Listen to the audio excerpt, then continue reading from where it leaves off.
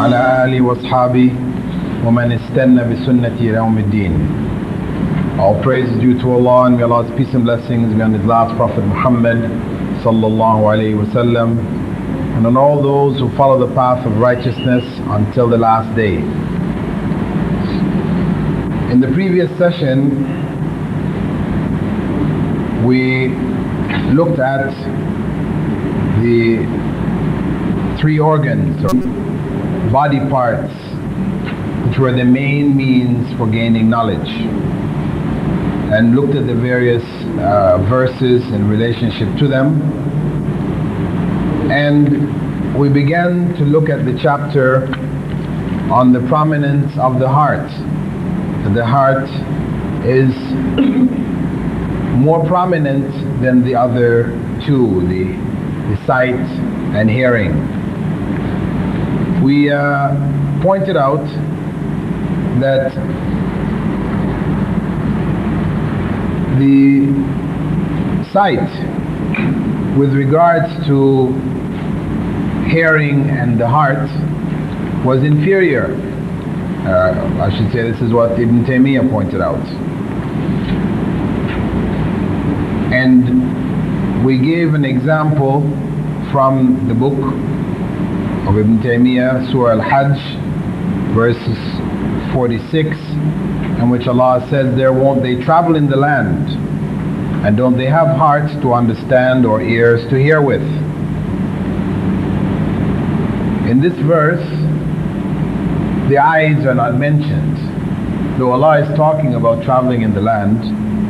As Ibn Taymiyyah points out, sight is not mentioned here as in the previous verses because the context of the statement here is regarding unseen things, and the lessons to be understood from the final end of things, in which sight has no role. Traveling in the land, coming across the various civilizations of the past, that information can be passed on orally. One doesn't have to see the ruins. In fact, the ruins might be hidden, they may be unclear, but the stories of the past are still handed down. The history is recorded, whether orally or in written form. So knowledge of that history and what happened to the people from the previous generations, that can be gained through the ears, and ultimately it is to be understood by the hearts. So this is why Allah, according to Ibn Taymiyyah, did not mention the heart, the eyes here. Though eyes may play a minor role, the ear and the heart plays the major role. He also mentioned the verse, or do they think that most of them hear and understand? أَمْ تَحْسَبُ أَنَّ أَكْثَرَهُمْ يَسْمَعُونَ أَوْ يَعْقِلُونَ. As another example, again hearing and understanding are stressed. And he further clarifies this reality in his statement from Surah Qaf, verse 37, إن في ذلك لذكرى لمن كان له قلب أو ألقى السمع وهو شهيد. In that is a reminder for whoever has a heart or listens attentively. And we spoke about what was meant by listening attentively, as scholars refer to it as meaning that he hears the speech, he comprehends and understands it, and his mind grasps its implications. This is according to the tafsir of Ibn Kathir. Ibn Taymiyyah goes on to say, those who have been granted wisdom and benefit from knowledge are on two levels. One, either a person who sees the truth by himself and accepts it and follows it without needing anyone to invite him to it. That is one who truly possesses a heart. The example of that is the Hunafa, people who had chosen to reject idolatry and the evil customs of the Quraysh and the tribal customs in Arabia, burying the girl children, alive, and a variety of other customs that they practiced. There were people who rejected this and sought to worship Allah alone. They are generally referred to as the Hunafa. Prophet Muhammad ﷺ, before he received the revelation, was one of them. So this is like the first category. Those who will grasp the truth, meaning that they can recognize misguidance and error in the society without necessarily having somebody to come and tell them. Right? They are one category, and they are the minority. The vast majority of people are in the second category, that is, of those who are guided.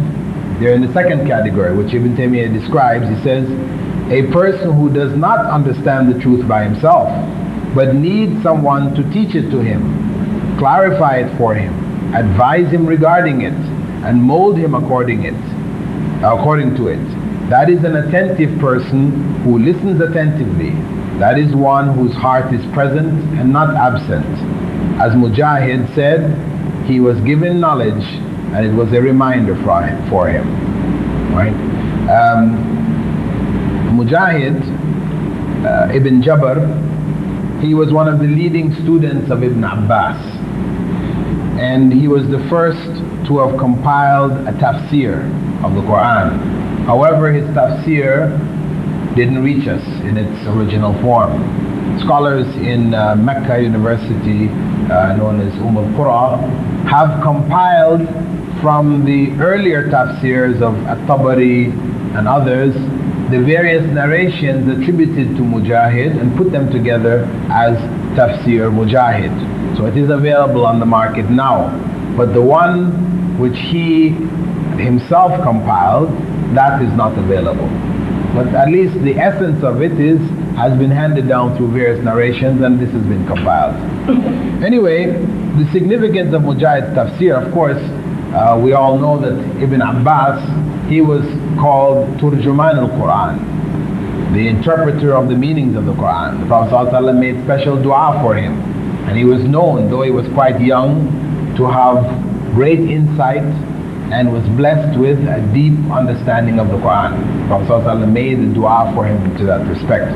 Now, the significance of Mujahid's tafsir is that he said he had gone through the whole Quran twice with Ibn Abbas, stopping at the end of each verse and asking him about whom it was revealed and why it was revealed. That was Mujahid. So it means he had a very close access to the knowledge of tafsir from the leading mufassir or scholar of tafsir among the Sahaba. Anyway, Ibn Tayymiyah goes on to say, the following statement of Allah Almighty then becomes clear, where Allah talks about the other side. On one hand, He talks about hearing through the ears, understanding in the heart. Then He talks about the other side of those who can't hear. He says in Surah Yunus verse 2, among them are those who listen to you. Will you then make the deaf hear even if they do not understand? And among them are those who look at you. Will you then make the blind or guide the blind even though they do not see? Right. And also Allah's statement in Surah Al-An'am verse 25, among them are those who listen to you, but I have placed a seal on their hearts so they do not understand, and deafness in their ears. Right. Those who reject guidance are able to hear the messenger and see the messenger. However, they are unable to benefit from what they hear and see in a way similar to the deaf and blind, who can neither hear nor see. And this is why Allah makes this reference. Now, in terms of Allah questioning Will you make the deaf hear? This asma'ahum, asma', this form of causing people to hear. Ibn al-Qayyim said that this is one of the levels of guidance by which Allah guides His slaves. Right? To make them hear. And this hearing, of course, is not the hearing merely of the proofs and evidences for the truth. It is the hearing of the hearts. Right? This Allah can do. But Allah says to the Prophet ﷺ, are you going to do that? Do you think you can do that? No. That type of guidance is only with Allah subhanahu wa ta'ala Himself. And Allah said, in reference to this kind of guidance, the blind and the seeing are not equal, nor is darkness and light, nor is the shade and the sun's heat, and the living and the dead are not the same. Indeed, Allah causes whom He wills to hear, but you cannot make those in their graves hear. You are only a warner. Your job, in other words, as Surah Fatir verses 19 and 22 to 22, your job is only to convey the message, not to make them hear, not to make them understand, meaning in spite of their unwillingness to hear or to reflect, that you can make them reflect.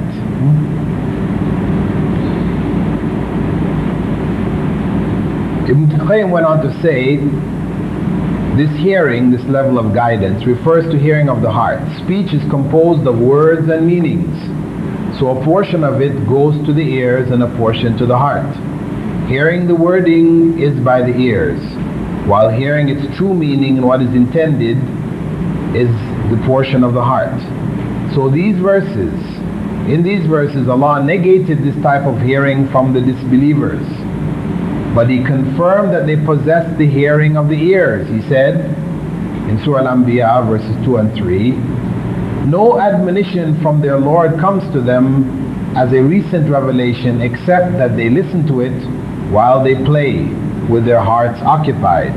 مَا يَأْتِيهِمْ مِنْ ذِكْرٍ مِنْ رَبِّهِمْ مُحْدَثٍ إِلَّا اسْتَمَعُوهُ وَهُمْ يَلْعَبُونَ لَاهِيَةً قُلُوبُهُمْ. They're hearing, but their hearts are occupied, playful. The ears hear, but the hearts don't. This type of hearing does not benefit the listener, other than it being a case against him. It becomes proof against him on the Day of Judgment. But what is intended behind listening, its fruits and what it calls for, this does not happen to an occupied, heedless heart that turns away. And Allah refers to, in that verse in Surah Al-An'am, I have placed seals on their hearts. Allah refers to Him sealing their hearts and ears by Himself, as this is by His permission alone that they deliberately seal their hearts and ears with their sins and deviation from the truth. So we don't misunderstand the verses that Allah talks about sealing the hearts of the disbelievers and the corrupt, that He seals their hearts and ears to mean that in spite of their choice, meaning they could have wanted otherwise, but Allah sealed their hearts and they have no chance, because then the issue of judgment and punishment becomes meaningless. Right? So the sealing is taking place from their own actions, but Allah refers to it as His sealing because it only takes place by His permission. Meaning, if He didn't want them to seal their hearts, they couldn't. If He wished them all to be guided, they would have been. As Allah said in Surah Al-Anfal, had Allah known any good in them, He would surely have made them hear. And even if He had made them hear, they would have turned away with aversion. And also in Surah Ra'd, He said, لَوْ يَشَاءُ اللَّهُ لَهَدَى النَّاسَ جَمِيعًا. If Allah wished, He would have guided all the people. So their misguidance, it's not, we don't take from that that Allah wishes for them misguidance. Because one could say that's the opposite, that's the corollary of what he's saying here. If Allah wished, He would have guided all the people. Instead, He wished to misguide the people. No. That, you don't take that meaning. Had He wished, He would have guided or could have guided all of them. But those who choose not to be guided, He permits them to be misguided. This is the correct understanding, because sometimes people get confused on this, thinking that we are believers and guided just by luck, I could say. You know, Allah looked into His creatures and said, I like him, so I'll guide him. Then He looked into His creatures, He saw somebody else He didn't like, He said, I won't guide him.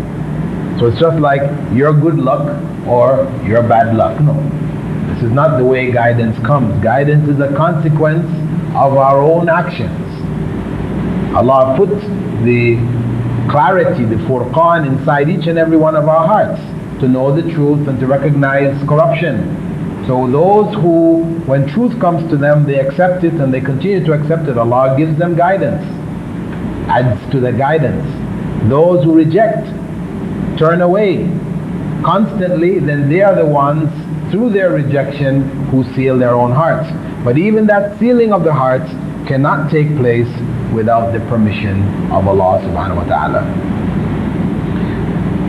Following that, the next chapter, Ibn Tayymiyah looks at the right of the heart. If it is the right of the heart to know truth,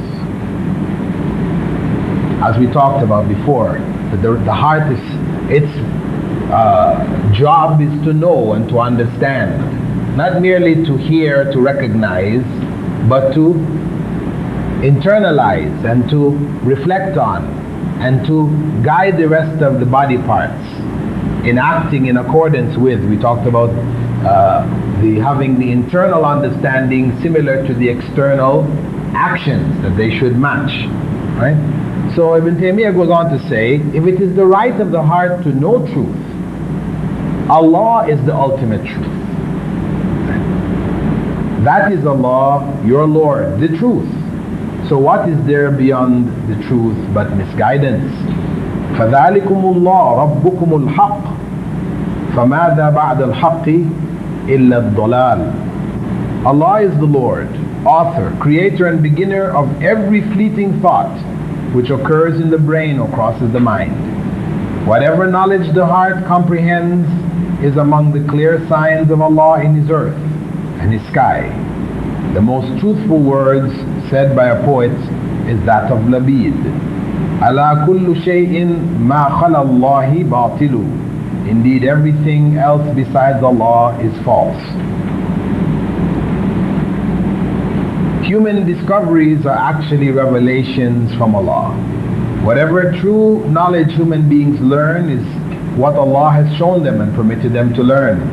False knowledge, like the theory of evolution, is from Satan. However, without Allah's permission, even that cannot be learned. Right? Whatever knowledge the heart comprehends is among the clear signs of Allah in His earth and His sky. Right? It is all ultimately from Allah. And the ultimate knowledge is that of Allah Himself. Then Ibn Taymiyyah quotes the statement of a poet, Labid. Now Labid ibn Rabi'ah was a pagan when he recited this line of poetry. Ala kullu shay'in ma khala Allahi batilu. Indeed, everything else besides Allah is false. The people prior to the revelation were aware of Allah. Knowledge of Allah had trickled down to them from the time of Prophet Ismail and Prophet Abraham, who built the Kaaba. Right? So that knowledge was available in the time of the Prophet Muhammad ﷺ, either as certain elements of specific knowledge which caused people like Waraqa ibn Nawfal to go ahead and to convert to Christianity, based on the knowledge that had trickled down, and to recognize the revelation when Prophet Muhammad brought it to him through his wife Khadija, right? So this shows that those people were not without any knowledge at all. And this is why you have a number of narrations from the Prophet ﷺ in which he did speak about some people of that time as going to hell. You know, and some people objected, saying, how can you say that when there was no prophet at the time? You know, and this becomes the same issue concerning the Prophet's father and mother, right? Where he made reference to them in Sahih Muslim and Sahih Bukhari as being in hell. You know, and this is something very objectionable to many Muslims. They don't accept it, because even the Prophet ﷺ's house in Mecca, they claim is the house of his father in Mecca. People go there and they pray there, make special rak'at there, believing that there's special reward, barakah, from praying in this house. When of course we don't even know whether it was the Prophet ﷺ's house. And in fact, as the Prophet ﷺ had said about his own father, when a man came and asked him, where is my father? He said, in the fire. And when the man turned away in tears, the Prophet ﷺ called him back and said, he is with my father. You know, so there's no uncertainty about this fact. And the same thing in the case of his mother. You know, so people objected to that because they said, you know, prophethood hadn't come, so how can we say they're in the hellfire? Prophet Muhammad ﷺ said they're in the hellfire. And how can they be in the hellfire when the message didn't come? We say the fact that the Prophet ﷺ said they're in the hellfire means that the message reached them. Because Allah said in the Quran, وَمَا كُنَّا مُعَذِّبِينَ حَتَّى نَبْعَثَ رَسُولًا. We would not punish anyone until a messenger has come to them. So if the message didn't reach them, there is no punishment. One cannot say they're in hell. So for the Prophet ﷺ to say that about them and about others, he spoke about others, saying that they're in hell also. It is because through revelation he knew that the message reached them. Anyway, Labid later accepted Islam and is considered among the companions of the Prophet ﷺ. When Umar ibn al-Khattab asked him about his poetry that he composed after accepting Islam, he replied, Surah Al-Baqarah has replaced my poetry. He settled in Kufa and died there during the caliphate of Uthman ibn Affan at the age of 150. Umar ibn al-Khattab used to encourage the narration of Labid's ode containing the verses, indeed fear of our Lord is the best booty. By Allah's permission is my taking time and haste. I praise Allah for He has no equal. All good is in His hand, and whatever He wishes He does. Whoever He guides to the path of good is guided, and at ease, and whoever He wishes He misguides. You know, this was from his poetry, pre-Islamic poetry. You know, so Umar ibn al-Khattab used to encourage the recitation of this poetry. Now Sheikul-Islam Ibn Tayymiyah, he quoted the text of a hadith to illustrate his point, that Allah is the ultimate truth that needs to be known above all else.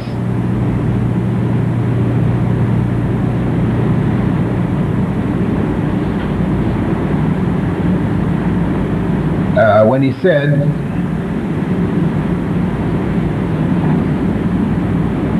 the hadith from Abu Hurairah saying, the most truthful words, because this statement he said, the most truthful words by a poet is that of Labid. Actually, it comes in the text of what he wrote, but it's actually taken from a hadith. He doesn't mention it as a hadith, but it's a hadith found in Sahih Bukhari and Sahih Muslim, in which Abu Hurairah quoted the Prophet ﷺ as saying, the most truthful word spoken by a poet was the word of Labid. Indeed, everything else besides Allah is false. And then he went on to say, Umayyah ibn Abi Salt almost accepted Islam.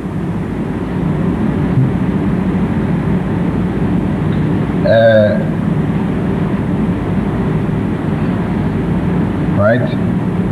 He made reference here to Umayyah ibn Abi Salt, you know, as a poet of Jahiliyyah whose poetry was similar to that of Labid. And through looking at the poetry, he said he almost accepted Islam, but he didn't. In the case of Labid, anyway, the second line of the poetry that Labid had said, وَكُلُّ نَعِيمٍ لَا مَحَالَةَ زَائِلُ, and every pleasure without exception will end. That's the second line of the couplet. Actually, in Mecca, when the Quraysh were at their worst in inflicting suffering on Muslims, Uthman ibn Mad'un had just returned from the first hijrah to Abyssinia and entered Mecca under the protection of Al-Walid ibn al-Mughira. When he saw the extent to which the pagans were harming Muslims and he remained safe, he relieved Al-Walid from his protection. While he was in a gathering of Qurayshite leaders, Labid came to them, sat down and began to recite some of his poetry. When Labid recited, "Indeed everything else besides Allah is false," Uthman ibn Mad'un said, "You have spoken the truth." But when he recited the second half, saying, "And every pleasure without exception will end," Uthman said, "You have lied. The pleasures of paradise do not end." Labid then said, to the Qurayshite leaders, "Since when do you harm those who sit with you, O people of Quraysh?" And a man got up immediately, because their honor had been wounded, and slapped Uthman, and his eye became green. Al-Walid then chided him for relinquishing his protection, saying, "You are in my protection." Uthman replied, "My other eye is in need of what befell the first." Al-Walid told him, "Come back to my protection." He replied, "I rather prefer the protection of Allah Most High." Now Ibn Hajar actually explained that if the term batil in this phrase is taken to mean that which will perish, then the pleasures of paradise are included. And everything besides Allah can perish, even if Allah creates for it eternity afterwards. Right? So actually, if we look at what Labid said from another perspective, it is true, even the second half of the poetry, because only Allah is without end. Ibn Tayymiyah went on to explain, that is, everything looked at from the perspective of itself is headed towards non-existence and in need of the ever-living, the eternal. If you looked at anything which the hand of care has taken charge of, according to the destiny of He who gave everything its form and then guided it, you would see it existing enclosed with garments of grace and kindness. All things besides Allah were brought into existence from a state of non-existence by Allah, and they're all headed back to that state. Ibn Taymiyyah included a portion of a verse in his explanation of Allah's mercy, manifest in His creation and guidance of human beings. The verse is, He said, "Our Lord is He who gave everything its form, then guided it." It's in Surah Taha, verse 50. And when he said, you would see it existing and clothed with garments of grace and kindness, if we looked at everything with regards to its destiny, here the favors which Allah has granted human beings are countless. As Allah Himself says, وَإِن تَعُدُّوا نِعْمَةَ اللَّهِ لَا تُحْصُوهَا. If you were to count Allah's blessings, you would not be able to calculate them. This is found in two places in the Quran, Surah Ibrahim verse 34 and Surah Nahl verse 18. Allah's favors not only cover this world but also the next, as no one will enter paradise merely because of his or her deeds. In a hadith narrated by Aisha, she said that the Prophet ﷺ said, "Observe moderation, but if you fail, try to do as much as you can moderately and be happy. For none will enter paradise only because of his deeds." The companions asked, "O Messenger of Allah, not even you?" He replied, "Not even I, were it not that Allah enveloped me in His mercy, grace and forgiveness." And bear in mind that the deed most loved by Allah is one done constantly, even though it is small. So the Prophet ﷺ stressed that even in the entering into paradise, this is by the grace of Allah. Now, of course, there are verses in the Quran where Allah talks about people being in paradise because of the deeds that they did. So this might seem to contradict the statement of the Prophet ﷺ, but it actually doesn't. When the Prophet ﷺ said that it is by the grace of Allah, this doesn't negate the deeds of human beings. He said they will not enter purely because of their deeds. But it doesn't negate that their deeds has a role, meaning that it is by Allah's grace that He rewards a good deed 10 times over and more, whereas the evil deed is only kept equal to 1. So if Allah were to keep good deeds as 1 reward and evil deeds as 1 evil deed, then no one would enter paradise. So it is by the grace of Allah that He multiplies good, and as He said, إِنَّ الْحَسَنَاتِ يُذْهِبْنَ السَّيِّئَاتِ, that good deeds erase evil deeds.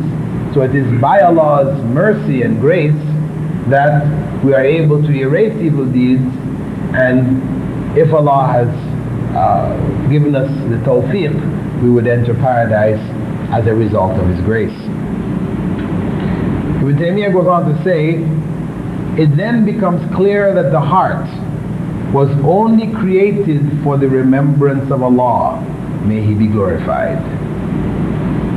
The heart was only created for the remembrance of Allah. As He said in the very beginning, He said, it's the right of the heart to know the truth, and Allah is the ultimate truth.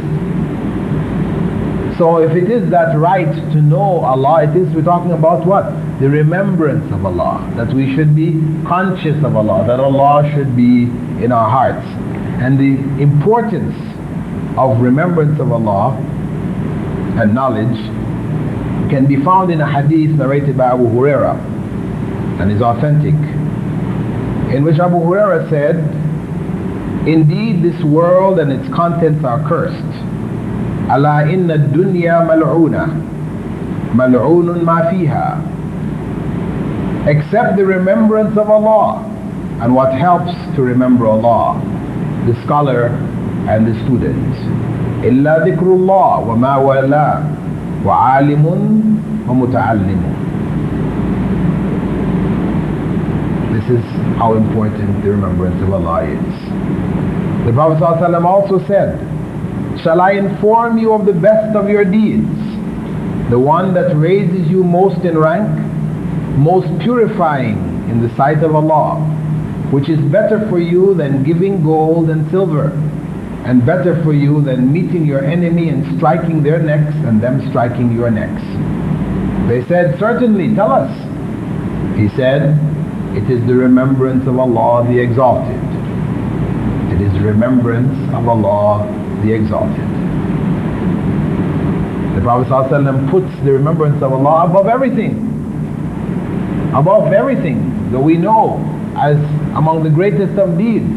Jihad, martyrdom, fi sabilillah, zakah, giving in charity, giving of our wealth.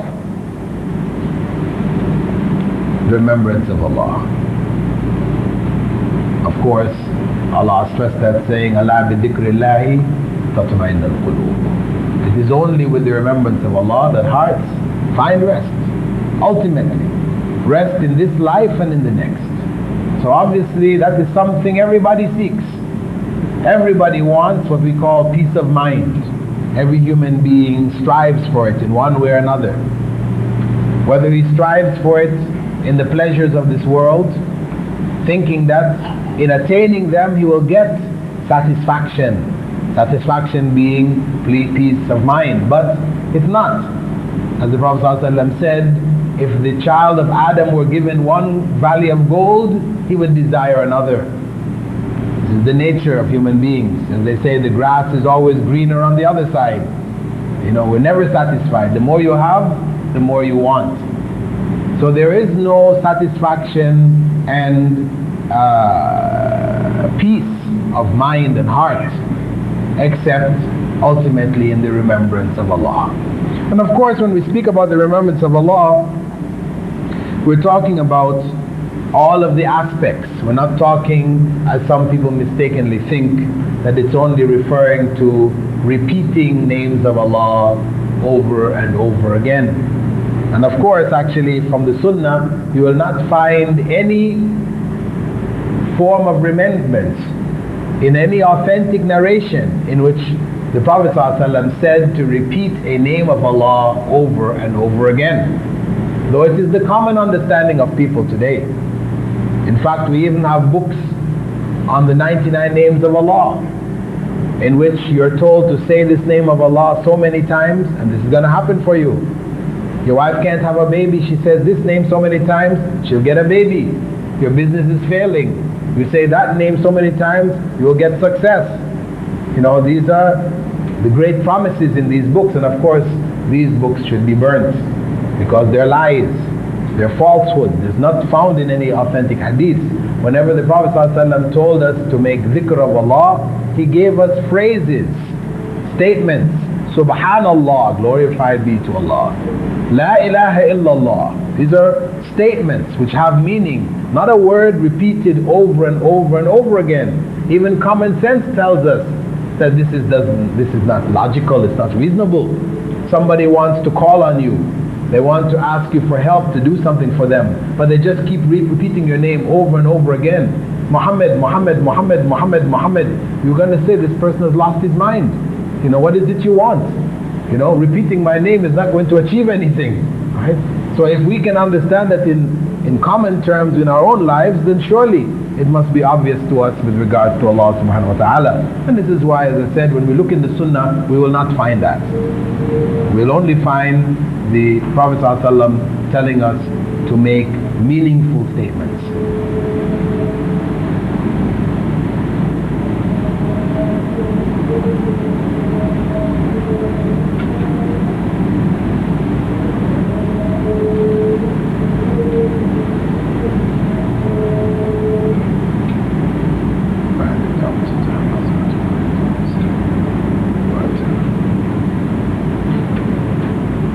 Ibn Tayymiyah went on to say, as a result of that, a Syrian sage of the past, I believe it was Sulaiman al-Khawas, may Allah have mercy on him, said, remembrance of God in relationship to the heart is like nourishment relative to the body. Thus, as the body cannot find pleasure in food when it is sick, likewise the heart cannot find sweetness of remembrance of Allah, of God, when it is in love with the material world, or something to that effect. Remembrance of God in relationship to the heart is like nourishment relative to the body. Thus, as the body cannot find pleasure in food when it is sick, likewise the heart cannot find the sweetness of remembrance of God when it is in love with the material world. This is not a hadith.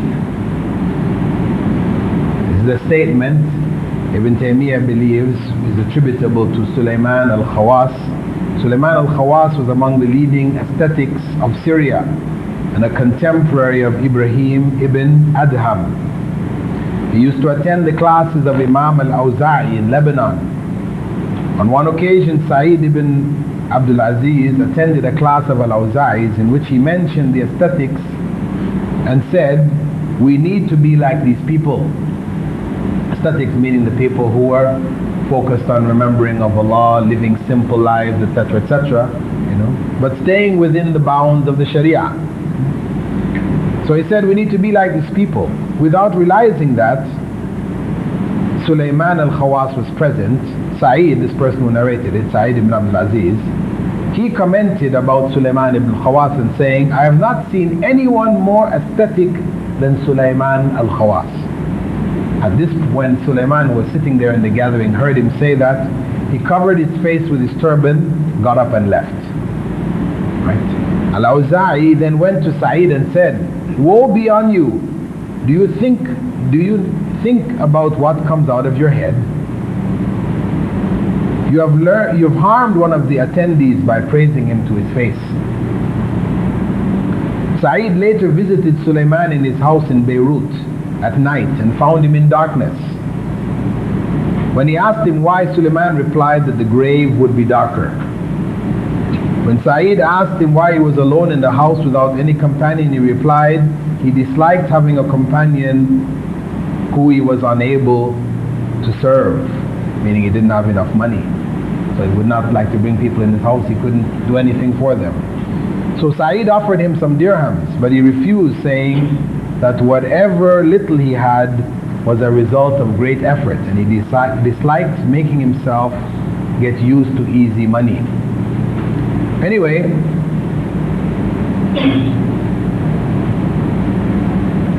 the statement of Sulaiman, remembrance of Allah in relationship to the heart is like remembrance, is like nourishment relative to the body. Which type of remembrance is true nourishment for the heart? People think of dhikr or remembrance in the narrow sense, repeating certain prescribed statements of remembrance. However, dhikr is in fact the heart's remembrance and consciousness of Allah, which should accompany every believer's actions and statements. Sa'id ibn Jubair said, dhikr is obedience to Allah. Dhikr is obedience to Allah. Whoever obeys Allah has in fact remembered Him.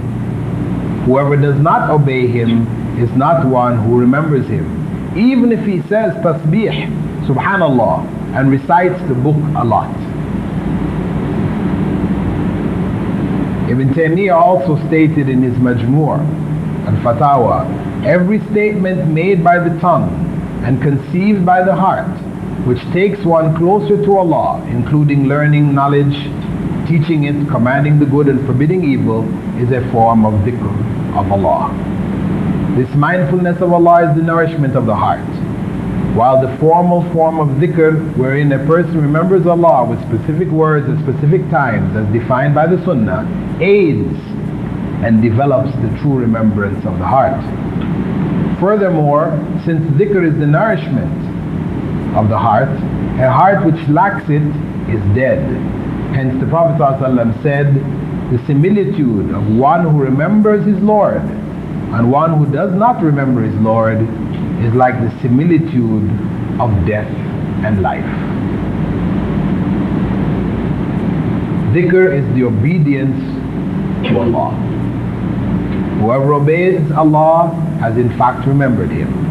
Whoever does not obey Him is not one who remembers Him, even if he says Subhanallah and recites the Quran often.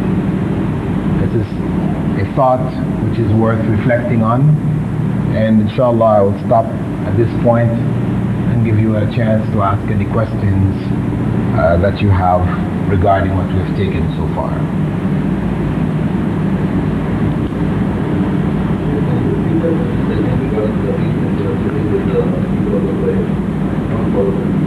The hadith?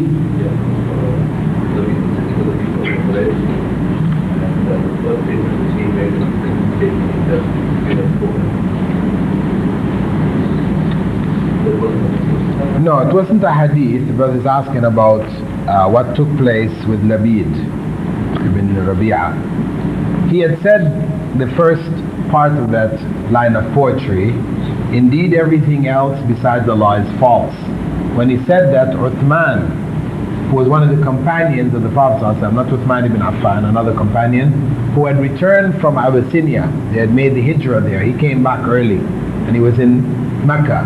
When he found that Muslims were suffering to such a degree that they were, he relieved the person who had acted as his guardian from responsibility and said he wanted to suffer as they did. He didn't want to make a special case for himself.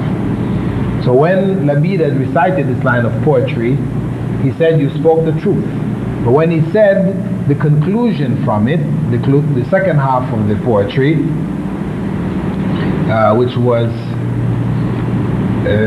what is it now? And everything besides, what's it called?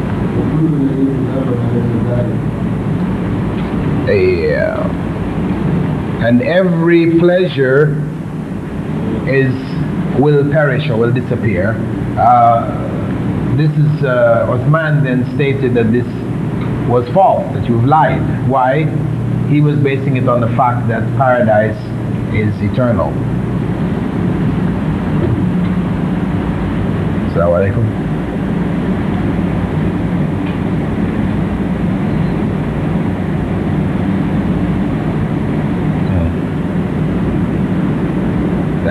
That's the one question.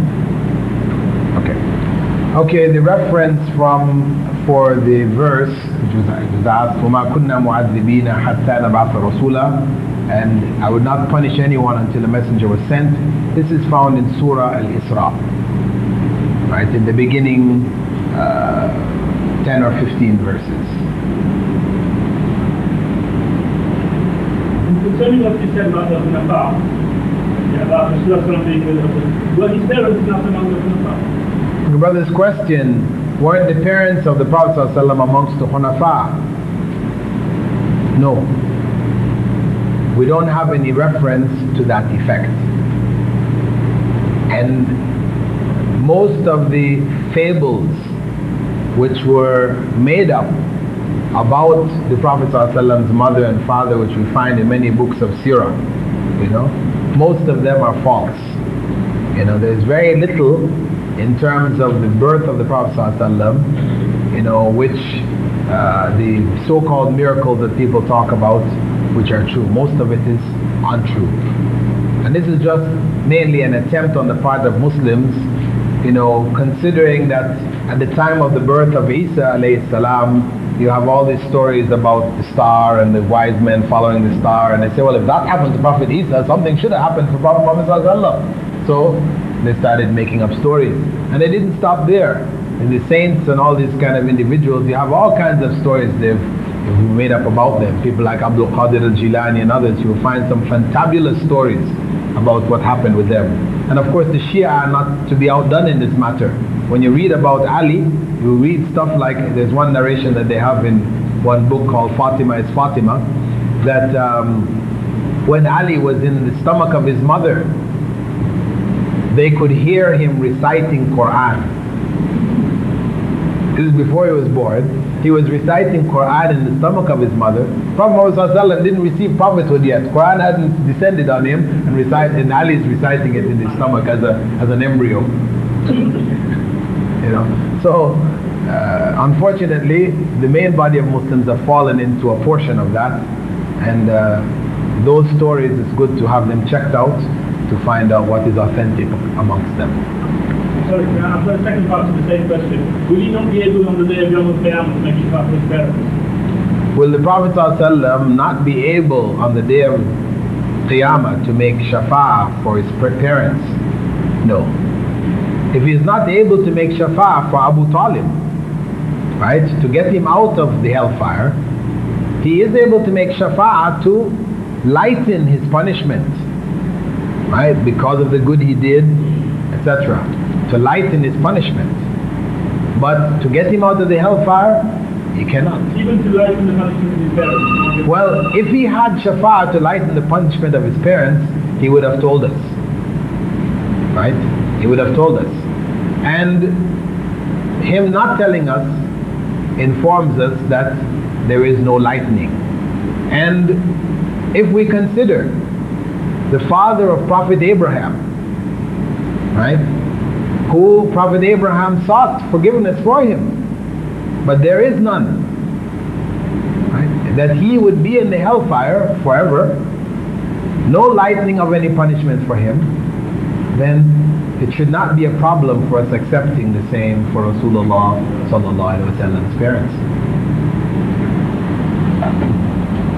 Assalamu alaikum.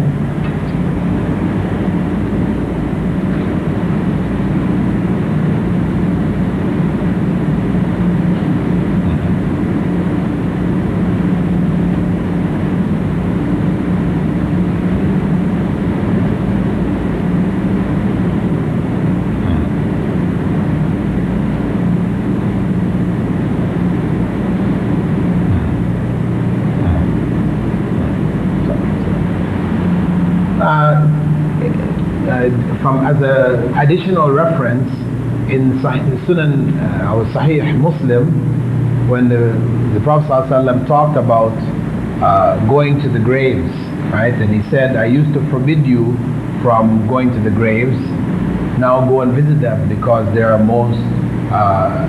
best to remind you of the hereafter. In some of the narration he mentions that he asked Allah's permission to visit the graves, right? And he was given permission. And then he asked Allah's permission to ask forgiveness for his mother at her grave, and he wasn't given permission. You know, that further puts him in the same category as Prophet Abraham with his own parents. I wanted to see down there the thinking. Why, in almost all the languages, the process of thinking and feeling is related to heart rather than, as we know, the process of the brain? Brother's question, which we looked at earlier, I think you haven't been here with us all along, right? But why is it that in most languages the process of thinking and reasoning and feeling is related to the heart, even though in modern science we know, or we think we know, that it is from the mind? Now we dealt with the issue, okay, you weren't here, so we had discussed this at length previously, that even our so-called knowledge, thinking that it is from the mind, is questionable.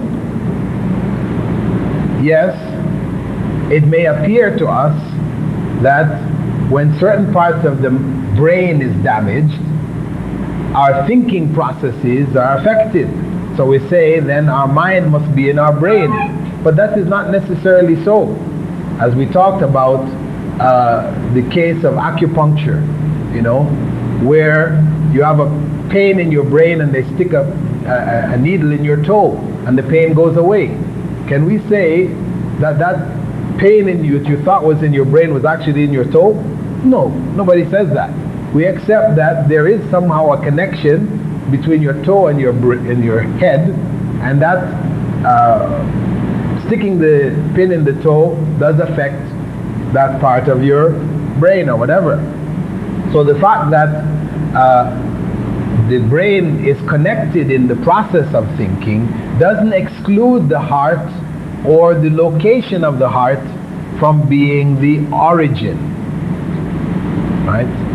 That it takes place through these other the body organs. We already pointed out that we know that it isn't the actual organ itself because we have replaced hearts with artificial hearts and people have lived with them, right? So the heart still refers to the core of the individual.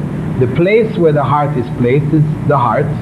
So that perhaps, Allah knows best, is the point at which the soul is related to the human body, and as such the reference is made to it. But it's found in most languages. The heart is referred to as the place of feeling and thought.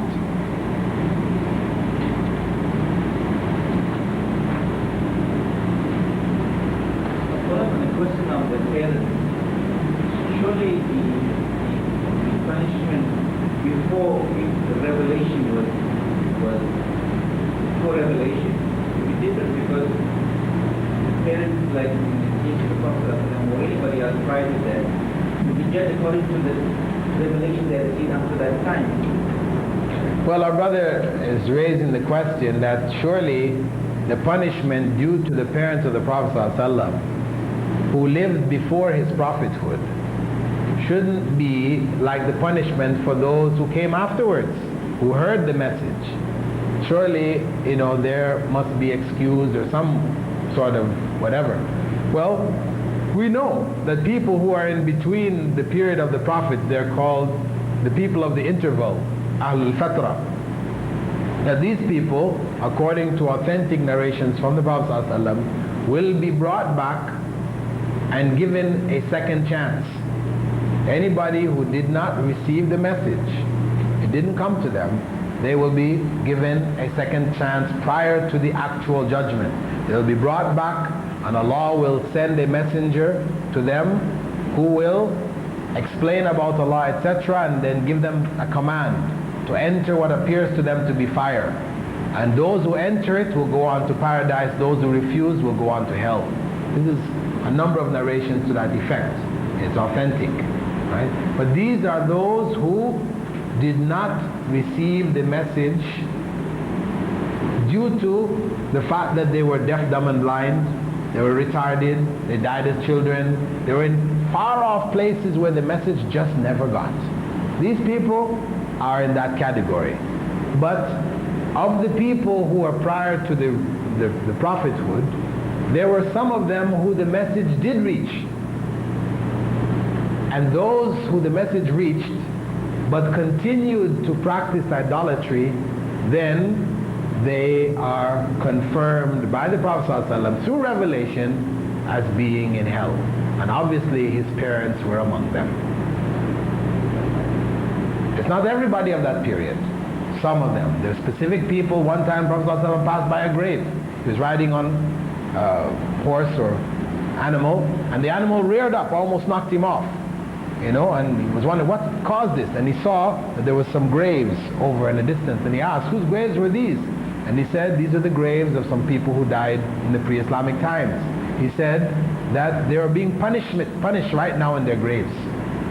Punishment, meaning that there are people going to hell. Because if you receive the punishment of the grave, it means you're going to hell. That's the beginning of your hell. So he spoke of those three in that way. Because obviously from Revelation, they were among those who had received the message in a sufficiently understandable form to distinguish between truth and falsehood. Okay. Stop here. Subhanakallahumma wa bihamdika, nashhadu an la ilaha illa anta, nastaghfiruka wa natubu ilayk. I'd just like to mention that we will be carrying on during Ramadan. I will get some actual timings for you. Maybe next week, inshallah, we have the set timings. We'll inform you. Also, a collection of my books have arrived from the Emirates. There's about 25 new books. They're available in the women's side as well as the men's side. You can see them in the case downstairs before you leave. You can pass after Salah if you wish to get copies. You may be able to get them, inshallah. Assalamu alaikum wa rahmatullahi wa barakatuh.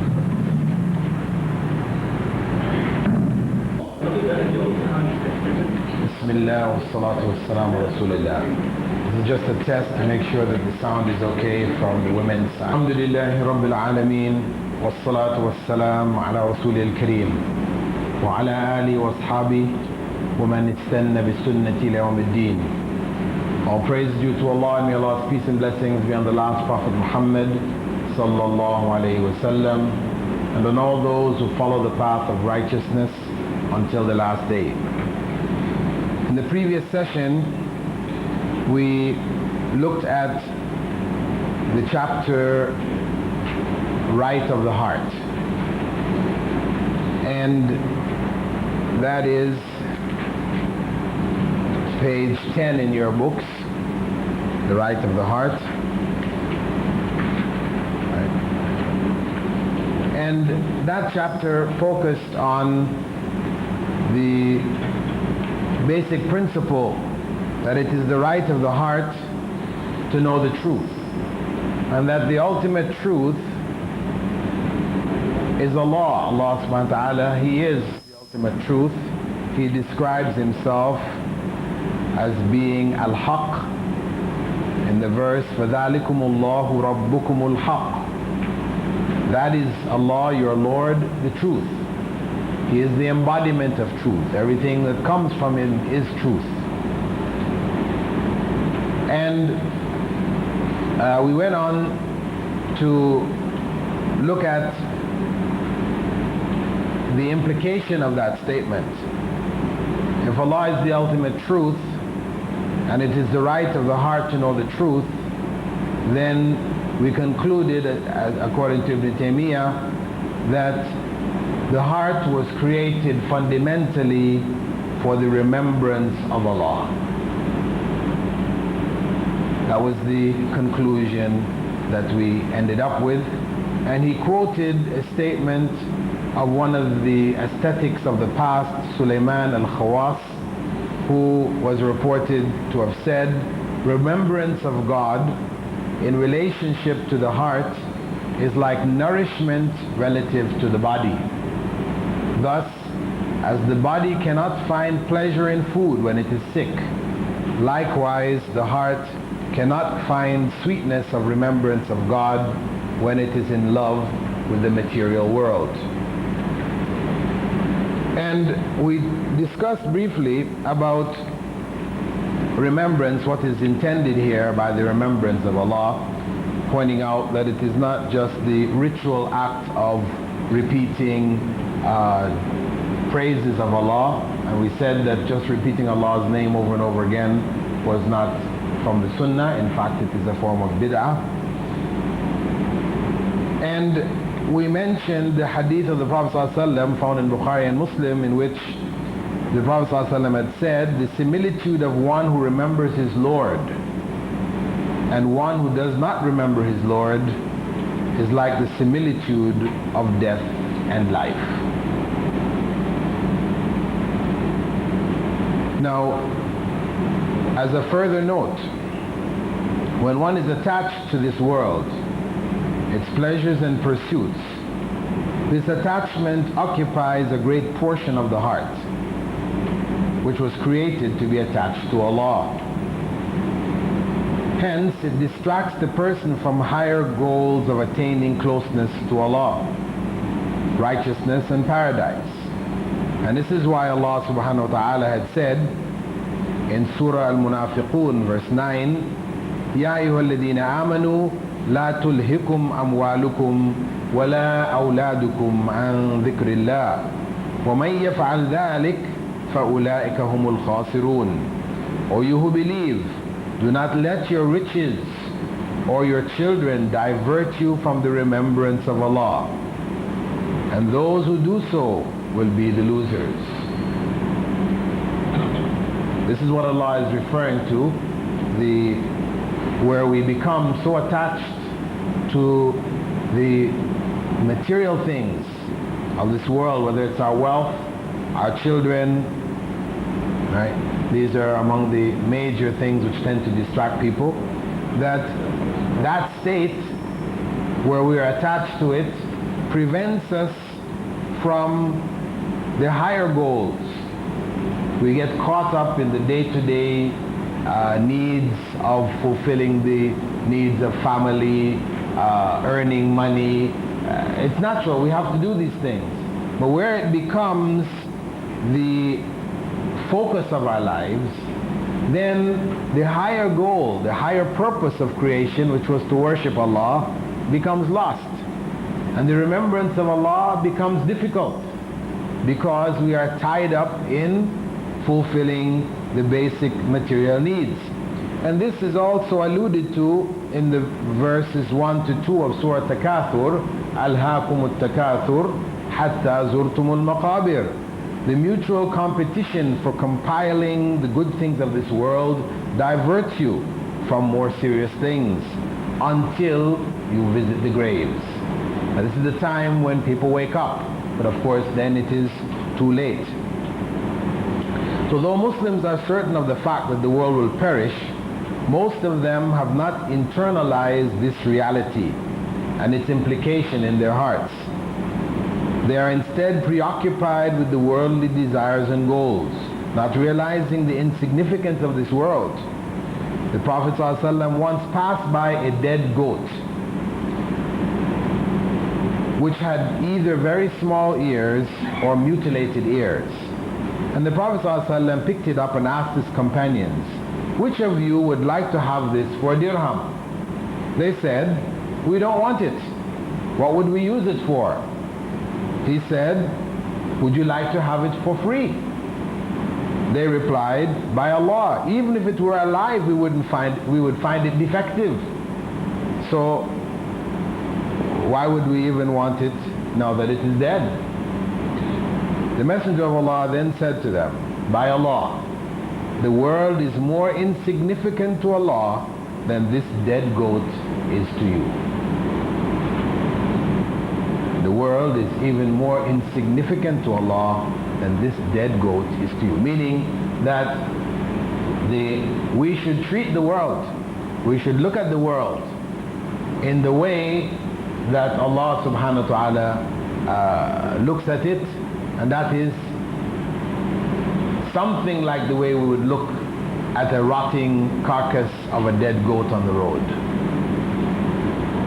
Something which had a purpose, but not something you would want to take home and cuddle up with, keep as part of your, part in your house, give it a place, etc. No, this is something, it just had a use, it was useful for a time, and you leave it, you keep going by it, it's rotten.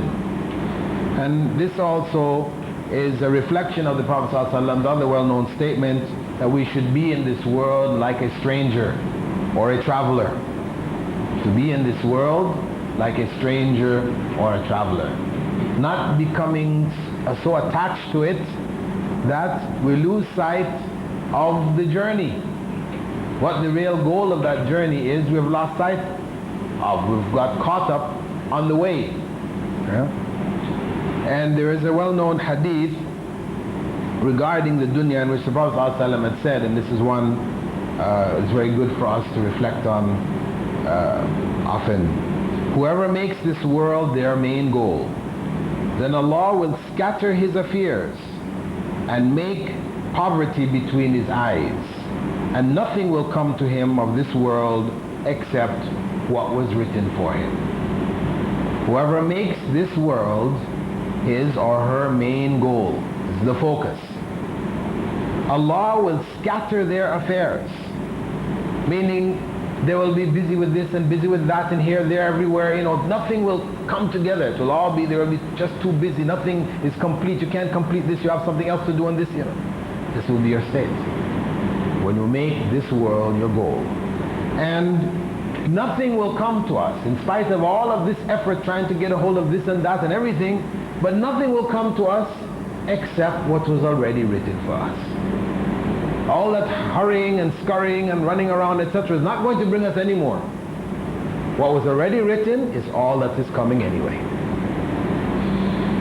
On the other hand, whoever makes the hereafter his goal or her goal, Allah will gather their affairs for them. Allah will put it all together.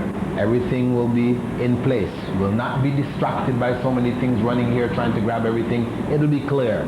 The path will be clear. Will be settled. Our hearts, our minds will be settled. And He will place in their heart richness. They will feel a sense of richness of heart. Contentment. This is the ultimate richness. And the world will come to him conquered and submissive. When the world is ignored, it will come on its knees begging us. This is the promise of the Prophet ﷺ. But, of course, the lure of the world is so great. In spite of that promise, and in spite of our claimed belief in Rasulullah ﷺ, we will remain in that first category. Instead of being in the second category, who make the hereafter their goal, for whom Allah will bring together all of their affairs, and Allah will put richness in their hearts, and the world will come to them. They will be saying, no, I don't want, This is something worth reflecting on and striving for. Imam Ibn Tayymiyah goes on to say, if the heart is busy with the remembrance of Allah, aware of the truth, and reflecting on knowledge, it is in its correct location. Or we could say it is correctly situated. Just as the eye, when used to look at things, is in its correct location. Meaning it is being utilized for what it was intended to be utilized for. On the other hand, if it is not used for knowledge, and it is unaware of the truth, it forgets its Lord, and is not in its location, rather it is lost. As a result, the limbs on the Day of Judgment will bear witness against him. The limbs will bear witness against him, as Allah said, Surah Fussilat. Their ears, their eyes, and their skins will testify against them about what they did. So, it is not necessary, Ibn Tayymiyah goes on to say, for me to say that it was not put in its correct location, as it was not put anywhere at all. Certainly, its correct location is the truth, and everything besides the truth is false. And this is a phrase which is commonly used in the Quran, which he has worked into his presentation. In the Quran we can find it in Surah Yunus, verse 32. فَذَلِكُمُ اللَّهُ رَبُّكُمُ الْحَقِّ فَمَاذَا بَعْدَ الْحَقِّ إِلَّا الضَّلَالِ. That is your Lord, the truth, Allah. And what is there after truth except error? So if the heart is not remembering Allah, then it is caught up in falsehood. There are different levels of falsehood, of course. There's falsehood which is evil, deliberate sin, and then there's falsehood which is just neglect, negligence. The ultimate strive of the human being should be to be conscious of Allah at all times. Conscious of Allah at all times, meaning that we, in whatever we do, which may not be in itself ibadah, we are doing what is pleasing to Allah. So by consciously making sure that what we do is something pleasing to Allah or not displeasing to Allah,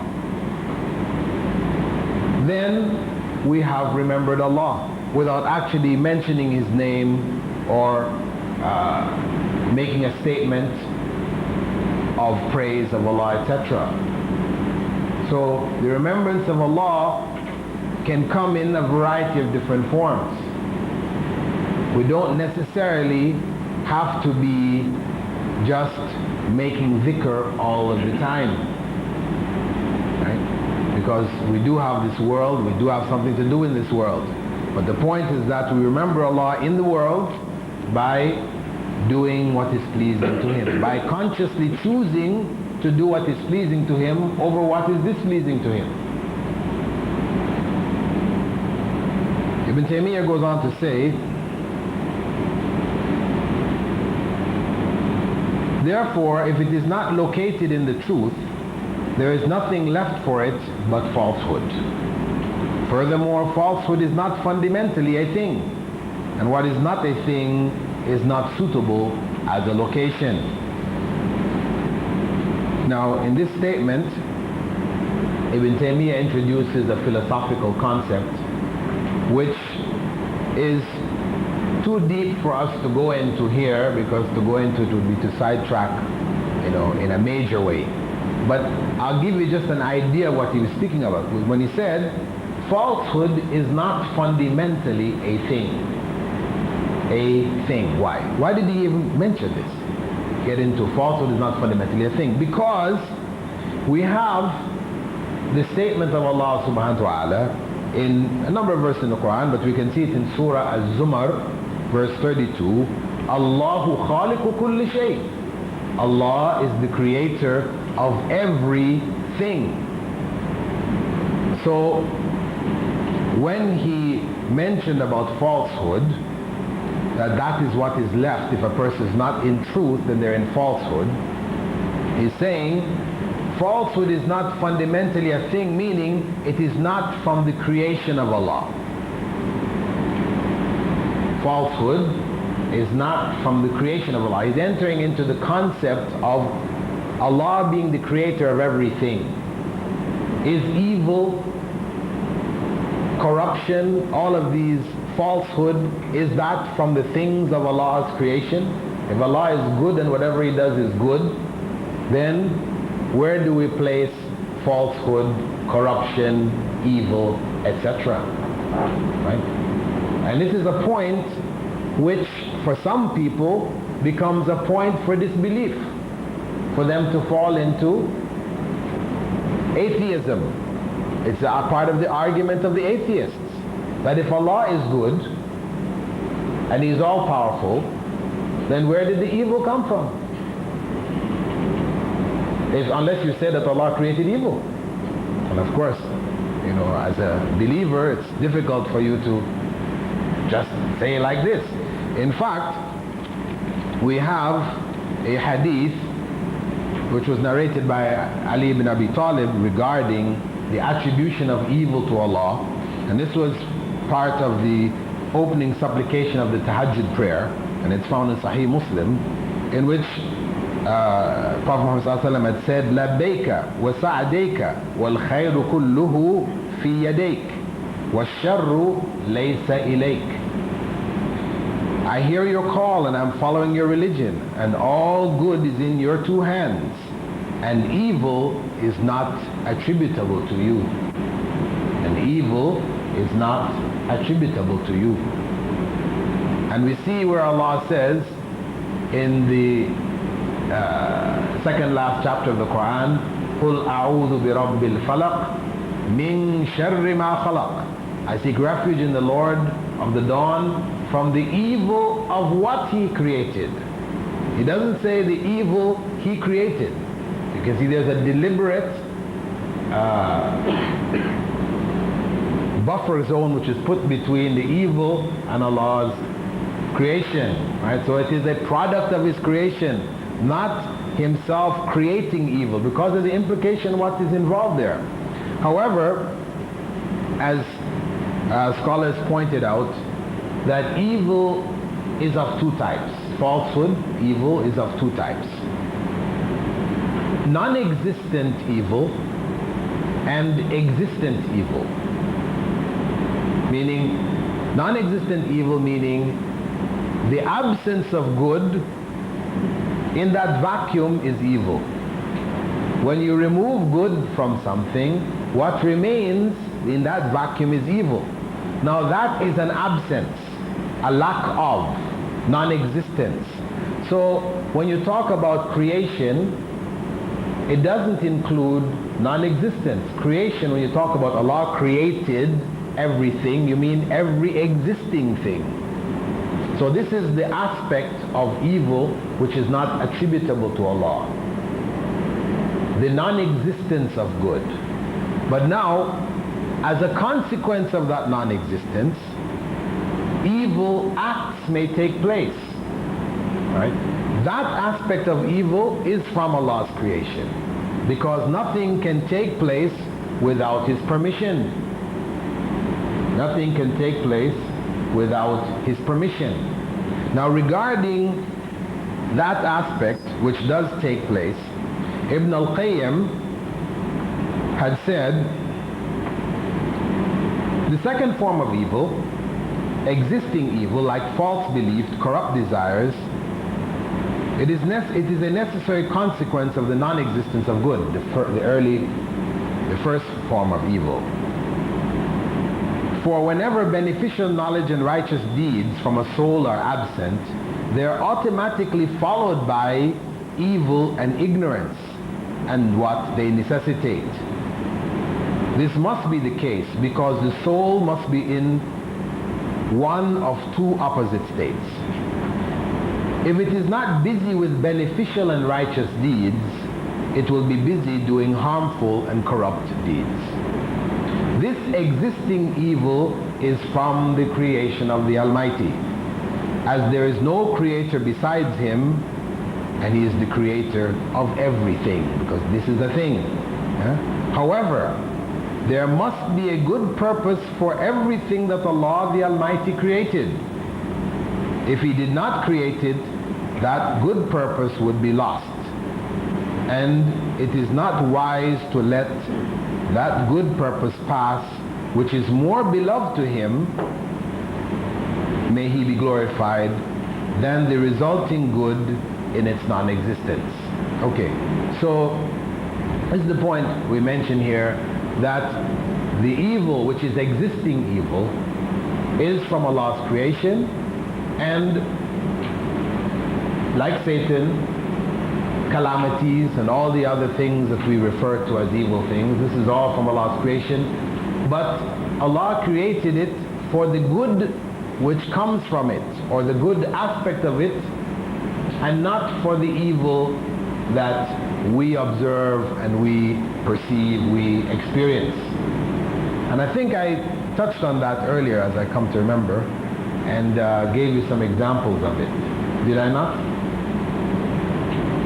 No? Okay. Well, the example that can easily be given with regards to children, that if you take the children, you tell your child, we now have to go to the dentist. They've been to the dentist before. What does the child say? Ahlan wa sahlan, let's go to the dentist? No, they say, no, we don't want to go to the dentist. Why? Because all the child can perceive from going to the dentist is pain, right? That is the sum total of the visit to the dentist. No matter how many candies the dentist gives the kid afterwards, how many toys you buy them afterwards, still the main perception of the child for the dentist is pain. Right? Now you know, because you're not taking your child to the dentist for the pain. You're taking the child to the dentist so the child will be saved from greater pain, right? Which is of rotting teeth and the pain that comes with it. So by the dentist cleaning the teeth, filling it and all these things, though it involves pain, it's to prevent a greater pain. We know it, but you can't convince the child, right? Because his or her limited scope, they can only focus on the pain. And that's the same with us, with the calamities of our lives. Calamities strike, and all we can see is the calamity. We have difficulty in grasping that there is a good behind it. We can hardly. Somebody tries to tell you, there is good. Maybe you can't see it now, but for sure, if Allah has permitted this to happen to you, there is good in it. And this was the essence of the story of Musa and Khidr. That's what the story that we read on Fridays is about, isn't it?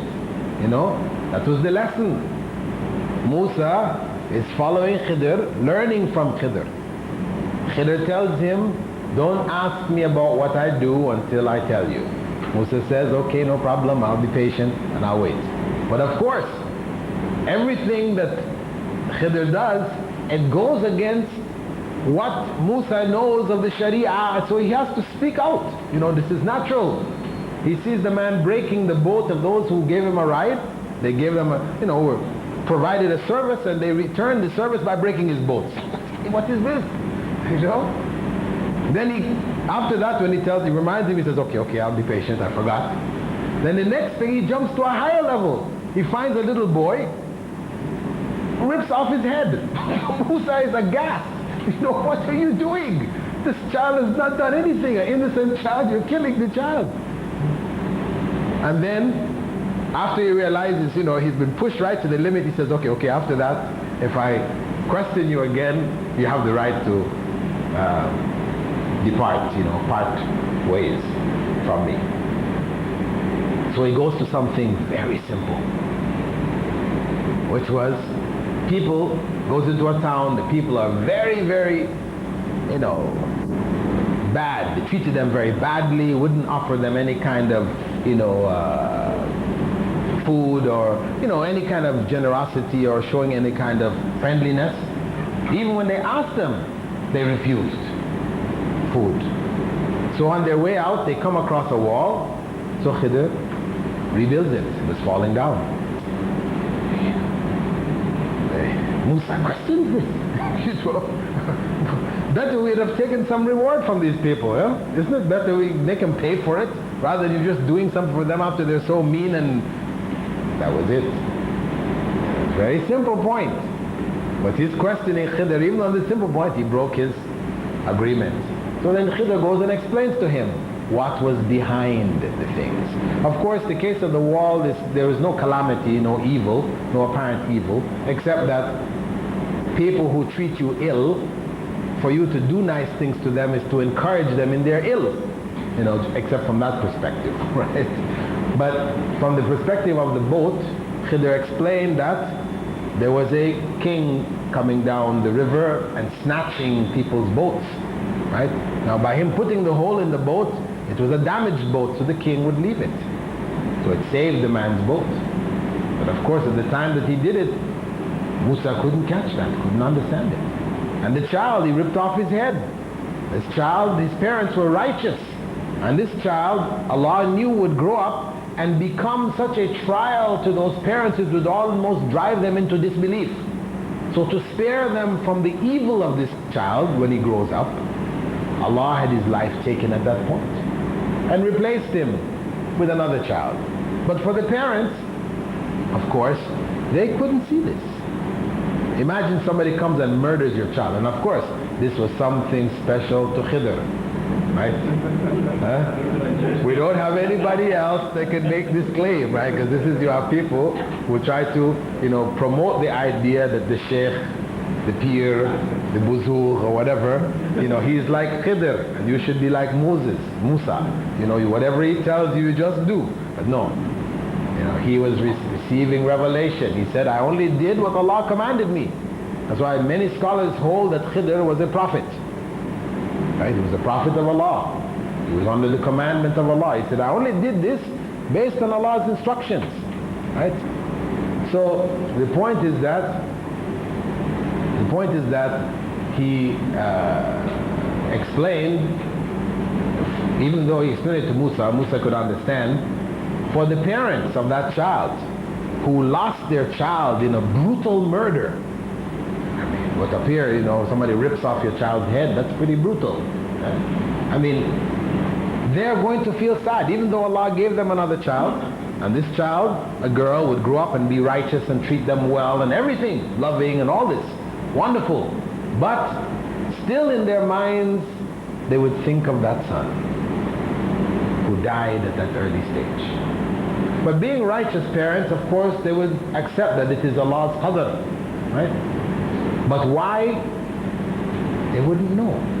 Of course, on the day of judgment, when all things become clear, then they will know that this was a mercy from Allah. Yaqinan, certainly. Of course, as believers, true believers, then we have to accept that every calamity which comes in our lives is a mercy from Allah. Though we have difficulty accepting it truly, because when the pain of it comes, it's very difficult to see. You can't see, to accept that there is good behind it anyway. So this is the point, that form of evil, which is from the creation of Allah, is not for the evil that is in it, but for the good which comes from it. As we take the child to suffer pain at the hand of the dentist, we don't do it for the pain, but to prevent greater pain. That is the good which comes out of it. So this is the role of why we accept the idea that Allah has created even the evil things that are existing evils.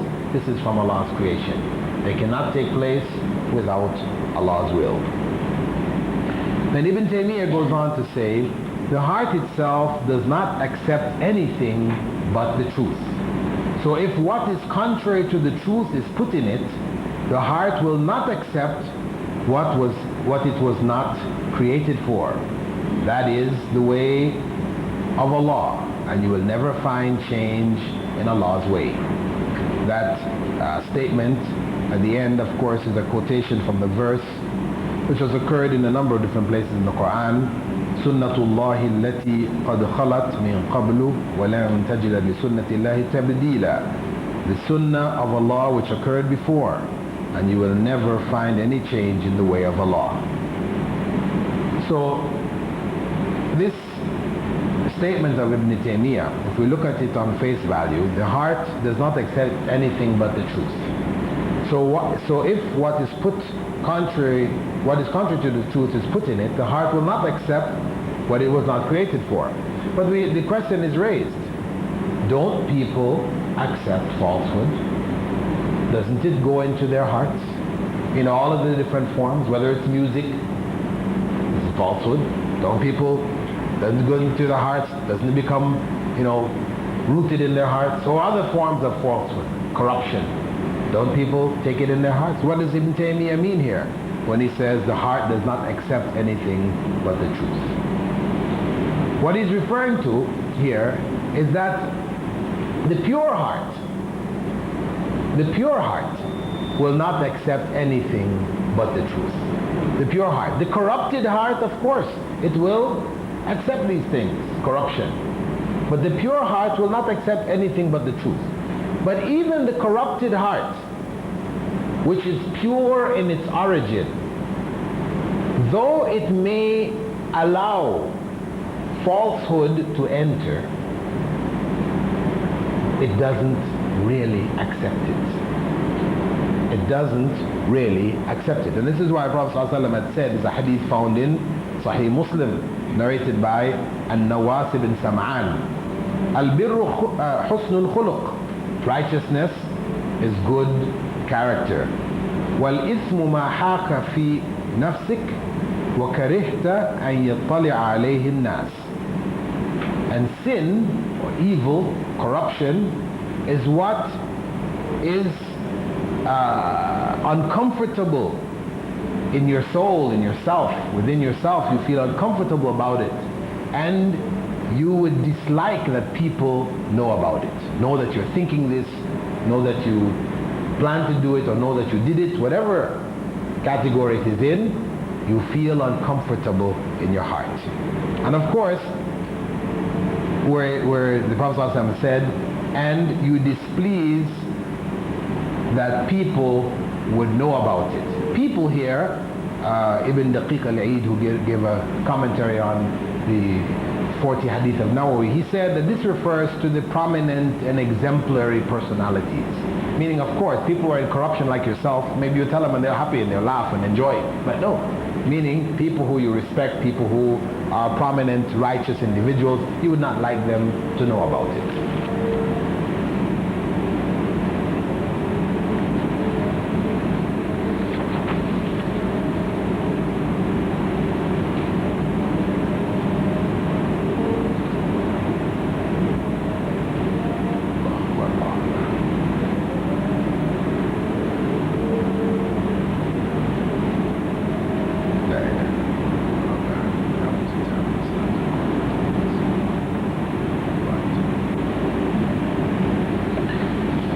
So, as Ibn Tayymiyah mentions here, and there are other narrations from the Sunnah, like the hadith of Wabisa ibn Ma'bad, who said, I came to the Messenger of Allah, and he said, have you come to ask me about righteousness? And I said, yes. And he said, ask your heart. Istafti qalbak. Ask your heart. Al-birru matma'annat ilayhi an-nafs. Righteousness is what the soul finds peace in. What the soul is calmed by. And the heart finds peace. Whereas sin is what scratches around in your soul and you are in doubt about constantly, thinking about. The doubt is there. Even if people give you fatwas, no matter what fatwas they give you, you know inside your heart this is not right.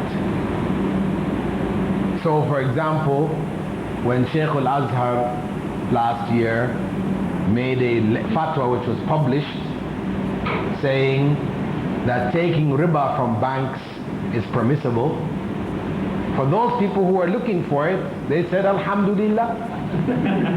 Alhamdulillah. Finally somebody became, smart and used their Islamic knowledge properly. Right? Whereas for the mass of people who feared Allah, they said, there's no way. No matter how great this person may be, Sheikul-Azhar, he's been, whatever, he's set up there as the leading spokesman for religious scholars or religious, decisions in the whole of Egypt. And for a lot of Muslims throughout the world, Azhar represents the pinnacle of knowledge, regardless. Even though they don't know that he's not chosen because he was the most knowledgeable, the leading scholars got together and chose him to be Sheikul-Azhar. But no, he's appointed by the government, right? So this has nothing to do really with the depth of knowledge. This is just a political move. But for the average Muslim, he just hears Sheikul-Azhar, right? So the point is that for a Muslim who knows the basics of his religion, no matter who says this, it's not going to feel comfortable in his heart. And even if he was convinced by others, oh, Sheikh said, go ahead, don't worry about it, you have this problem, go to get the mortgage, get your house, whatever. Even if he does or she does go ahead and does it, they still feel inside their hearts, not right. It's really not right. So this is the nature, And Allah also talked about the disbelievers saying, وَجَحَدُوا بِهَا وَاسْتَيْقَنَتْهَا أَنفُسُهُم, that they deny the truth, deny the Quran, deny the Prophet Muhammad ﷺ, deny even Allah's existence, but their hearts are certain of it. That's the truth. The truth, the heart knows. It was created with that knowledge of Allah subhanahu wa ta'ala. We talked about that before, or we'll talk about it in more depth later. So, in spite of the fact that falsehood may enter into the heart, people may welcome it, the fact of the matter is that the pure heart will not accept it. And even their corrupted hearts, our corrupted hearts, we may accept to do certain evils, but inside ourselves, at the depth of our hearts, we don't feel it's right. So we can never overcome that. That is the pure heart there. We can never overcome it. It will never accept it. It remains as our conscience telling us, don't do it. You really shouldn't have done it. Really, it's not good, so on and so forth there. And as we are coming to Ramadan, it is worth reflecting on with regards to our hearts in Ramadan. As we're talking about the heart and the importance of remembrance of Allah and putting knowledge in it and etc., the reality is that this plays a major role in success with Ramadan. Because if we look back at the past years, how many years have passed? How many Ramadans have passed? And we ask ourselves, have we improved? Has each Ramadan made us better people? Are we getting closer and closer to Allah? When the Prophet ﷺ said, Man sama Ramadan, imanan wa ihtisaban, ghufira lahu ma taqaddama min dhanbi, whoever fasts Ramadan out of faith in Allah, belief in Allah, and seeking reward only from Allah, that Allah forgives his sins, his previous sins or her previous sins. And if our sins are forgiven, we will feel it. We will have a sense of a removal of a burden. Like a person when he first comes into Islam, first accepts Islam, it's like a huge weight is lifted off him. And the Prophet ﷺ said it, that Islam yajubbu ma qabla. Islam wipes out what came before. All the sin that was there is cancelled when the person becomes a Muslim. So when that sin is removed, as Allah said, it's forgiven of him. He will feel it. He will feel different. He will feel a different person. But we have to ask ourselves, have we felt different? We've made all the ibadah in Ramadan. We've stayed up to Hajjud and Taraweeh and prayed and given and done all these different things. But after the Eid, And we're back where we were. You know, as if all of that effort was for nothing. The next year comes around, we're back in the same position again. It's like we're just repeating the same action over and over again. And what is the result? What we're supposed to be getting from Ramadan, we are not getting. So we have to ask ourselves, why? Why aren't we getting from Ramadan what we're supposed to get? The bottom line is the heart. The bottom line is the heart. Because we have not purified our hearts. We have not prepared ourselves for Ramadan. We just bumble into Ramadan every year and we do the same things we do and we come back out. We have not prepared everything else that we do in life, which is of importance. We prepare for it. Isn't it? Everything else that we do, we consider to be important in our lives. We make preparation. But Ramadan we don't prepare for. It just comes in, or what is our preparation? Material things. Isn't it? We buy up all these foods and all the focus is on all the sweets and the foods we're going to have in Ramadan and So Ramadan, for most of us, is a month-long party. It's a month-long party. We're just partying from the first of Ramadan till the last day, including the Eids. It's just party. The food and the visiting and the socializing and the But is that what Ramadan was for? Was that the way of the companions of the Prophet Muhammad and the early generation? Surely not.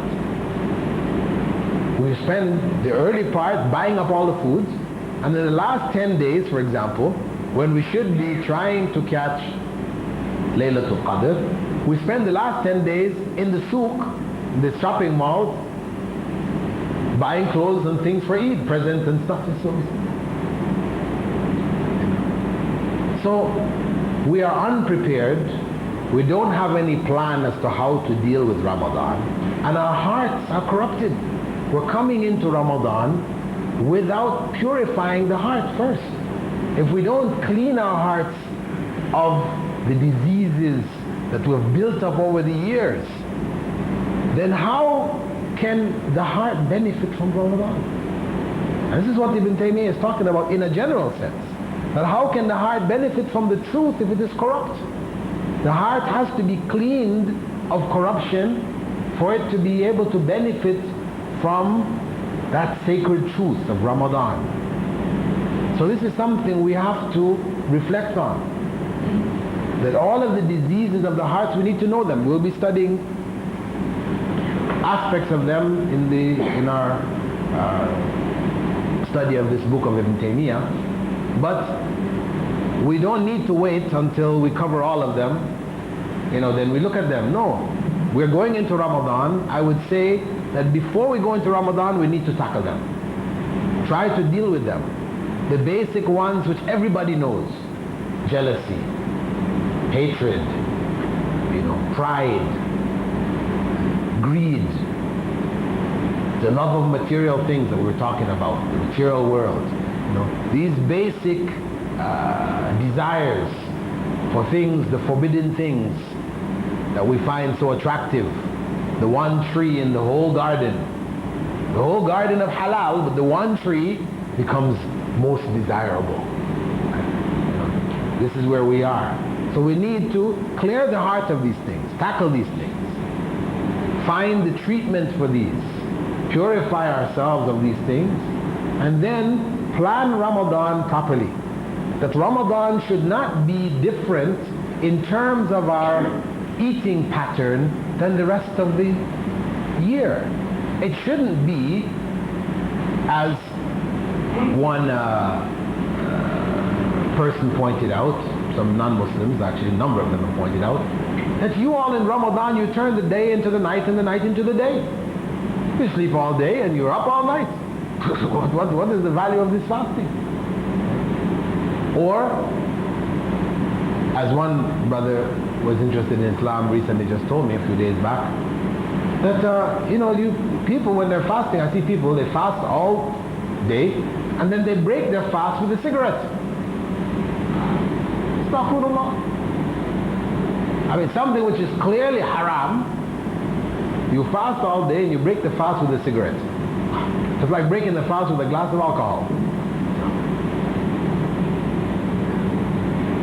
Cigarettes are even more dangerous than alcohol. More clearly haram.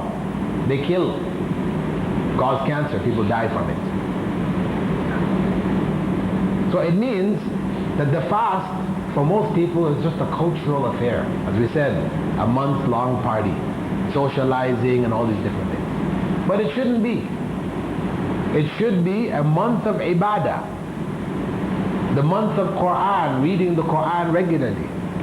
We should read the hadith of the Prophet ﷺ which talk about the merits of Ramadan. And we should read the Quran at every opportunity that we have.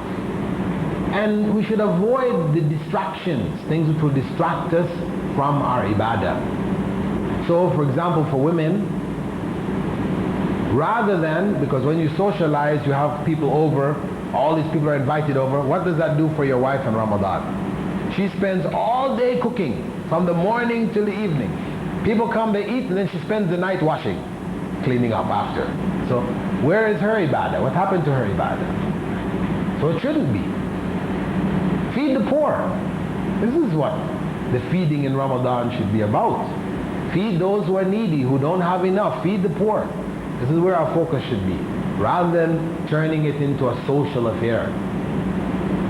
You know, so much so that a year or so back, Bush had a iftar party for Muslim leaders in the White House. Yeah. This is what breaking the fast has become, a party. So even Bush Clinton before him did the same. You know, this is a joke. This is a joke. So we need to tackle Ramadan as it should be tackled. Going into the fast with light meals, light suhoor, not a 3-course biryani and mutton and meal, so that we're filled to the brim. Our systems are digesting the food all the way up until Maghrib. When it finally finishes just before the adhan comes, we're ready to fill it up again. This is our process. And the breaking of the fast is the test of the fast. People think that the real test is to not eat and drink during the... Yes, there's a test there, but the biggest test is not to overeat afterwards. All the doctors put out, I know in the Emirates, I don't know if it happens here, but before every Ramadan, there are doctors' advices that come in that last couple of weeks, warning people against overeating. Okay? Because so many cases of people ending up in the hospital from overeating during Ramadan. And these are not the non-Muslims. These are the Muslims. Muslims who come out of Ramadan 5-10 kilos heavier. The non-Muslims are wondering, you were fasting for 30 days and you come out 10 kilos heavier. What happened to you? What kind of fast was that? Well, this is the state we're in. That we look at Ramadan seriously and follow the Ramadan of the Prophet ﷺ. As he said, pray as you saw me pray. He said, hajj as you see me hajj. We should fast as we know he fasted. Break our fast the way he did. So we get the benefit from the fast. So we need to tackle, on one hand, our hearts, purify it of those diseases. We know the sicknesses of the hearts, which will affect our ability to benefit from Ramadan. Then we need to prepare ourselves going into Ramadan, make some program for ourselves in Ramadan that we're going to stick to. It's a time of dua. Make du'as before we go into Ramadan. Make a list of du'as, 30 du'as before we go into the month. 30 du'as for key things that we know are critical in our lives. We really need these things. 30 of them. And each day, focus on that particular du'a. As well as other du'as, but use that, make that a focal point. Besides the Quran, between the Quranic readings, focus on that du'a. And each day, shift from du'a to du'a. Take benefit. Because usually, unfortunately for ourselves, we end up only making du'a when calamity strikes. When we have a big problem, this is when we're making all the du'as, very sincere, deep du'as. But as soon as it's lifted, then we're back to our usual way. So brothers, that was just brief advice for Ramadan, and I hope inshallah that we'll take it to heart. We'll really tackle our hearts in Ramadan, prepare ourselves properly for Ramadan, that we may get the benefit which Allah subhanahu wa ta'ala has prescribed for us in Ramadan. Because surely He didn't make Ramadan because He needed it. It's we who need Ramadan. I think it's almost time for Salat al-Isha. Just a point, next week, if we can start, if it's not a problem, to start at 5:30 instead, we can start earlier. Is there anybody who has a problem coming at 5:30 on Friday? That's because Maghrib is earlier, much earlier. So we can start half an hour earlier, then at least we can allow half an hour for question and answers to finish off the last class before Ramadan. In Ramadan we will continue, but it will be from 4 o'clock instead, before Iftar. And Iftar will be here for both the sisters and brothers here in the center. Iftar will be prepared, right?